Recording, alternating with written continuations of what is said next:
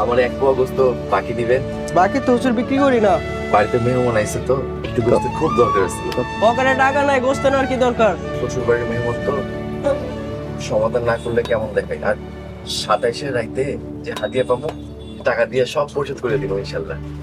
মহাজনের করা নিষেধ, বাকি দেওয়া যাবে না, জানতো? একটু দেন না ভাই। জান। আসসালামু আলাইকুম ভাবি। ওয়ালাইকুম আসসালাম। আমি তো আপনার কাছে যাইতেছিলাম। হঠাৎ আমার কাছে কি মনে কইরা? যে চাউল কর্জ নিছিলেন ওই চাউল ফেরত দেওয়ার লিগা? না ভাবি। তাহলে আমার কাছে কি এর লিগা যাইতাছিলেন? ভাবি, অনেকদিন পর আমার বই না আমার বাড়িতে বেড়াইতে আসছে। তো আমি কি করবো? আমারে আরো 1 কেজি চাল কর্জ দিতে পারবেন?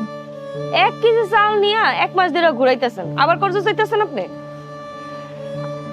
বাড়িতে মেহমান,